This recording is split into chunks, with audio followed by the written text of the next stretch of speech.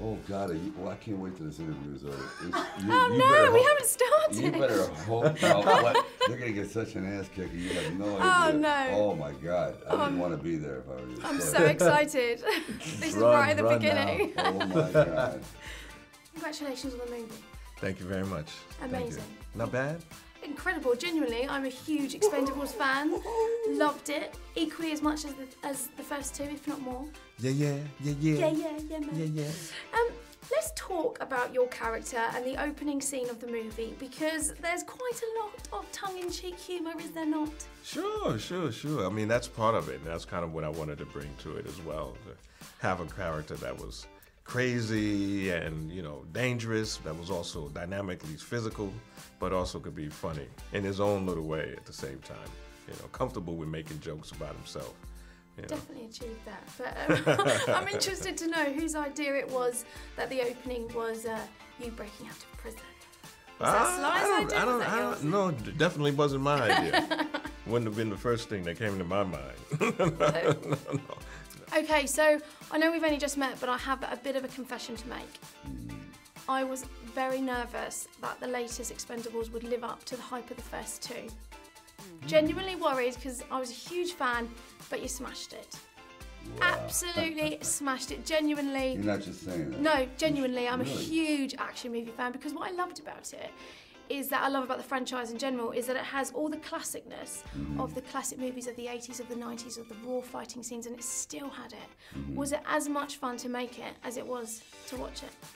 Yeah, actually, it was more of the time because it was more of a challenge, and we have new blood in it, and that was one of the premises, that we can't keep doing the same thing over and over, as in life. So you need to have the next generation has to be respected. So you don't know what you're going to get until you get there, and it just turned out great because it was a real eclectic group. I think we had, what, 16, 17 of us? There's a lot of guys. 17.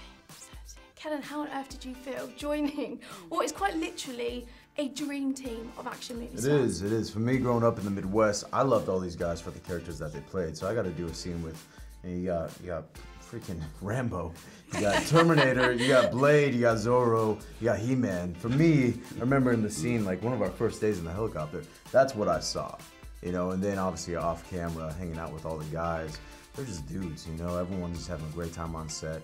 Everyone's a badass, and you're just, you know, really enjoying the camaraderie. Did you feel the pressure though? No, you know, I was really excited. You know, I got to meet with Sly up at his house with his girls, and we were discussing the role, and you know, I was really just like, you know, I want this role. You know, hopefully what I bring to the table he likes, and he was just so welcoming and just so cool that it was just easy from there. Once you make a fan of Sly, everyone's easy after that. But I think what he said is important. I met everyone before. Quite often, as you know, in a film, you just show up and like, okay, this is your mother. You've been with her. You're your sister, who you don't talk to for 20 years. And you say, wait, I just met them. So you break that ice a couple weeks, a couple months in advance, and just subconsciously, you go in there knowing that you're appreciated, you're liked, there's no shock. But you're a self-confessed perfectionist, aren't you, Sly? So, I mean, what was he like as a boss? Yeah, I guess. By the way, I've been yelling about the lady. I weren't going to mention the pre-interview setup. You know what I really loved is, you know, he's just very easy to work with, because every day he'd come to set with a new idea. He's always thinking, I don't know how you do it. He's working in every scene, working 16-hour days, and then coming to set, making the scenes better. The scripts, there's depth in this movie.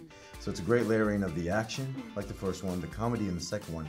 You layer that together, and it's just such a strong script. Your character doesn't stop talking throughout the whole film. Oh my God. Was that hard? I mean, did it come naturally to you? It came totally natural. And I think they probably edit 1% of what I did. You get a chance to see the outtakes from some of the scenes that didn't make it in the movie. You'll see what I'm talking about. We do some crazy stuff. I actually, having met some of you today, can imagine that definitely being the case. Yeah. So obviously there's you know, there's a female in the Expendables now, which is great. Hoping I'm going to get a part in the next one. Okay. Did have a chat with Abby. He said it's a possibility. Okay. All right. But if I don't make the cut, and you had your choice between, just say, I don't know, Madonna, Michelle Obama, and the Queen, and they're going to stand next to you and fight, who would it be? It's a tough one. Between Madonna, Michelle Obama, and the Queen, I gotta go with Michelle Obama. Really? What? that looks like a sister who can really get busy, you know, and she's dealing with a whole lot of stuff. She looks like she can handle and hold her own. I reckon she can handle a whole lot of stuff. Yeah, I'm quite sure. And she got 2 daughters at the same time in the presidency, in the White House. Yeah, she can hold her own. To be fair, though, the Queen does rock, though, doesn't she? Huh? The Queen does rock, though, doesn't she? Oh, yeah, of course, the Queen rocks, of course. I'm a bit of a daredevil myself, you see. To get this interview, do you know what I had to do? And I kid you not, true story. I had to jump off a pier 35 feet into the sea. That's what they challenged me. And land on Jason's face. Now that would have been fun. Yeah, right. That's what I had to do to get this interview. So my question to the two of you is, what have you had to do in the past to land that perfect job? To land a perfect job. All the role. You mean the casting couch? That's what. Is that where you're going with this? Not at all. Oh my God! I didn't have to worry about that.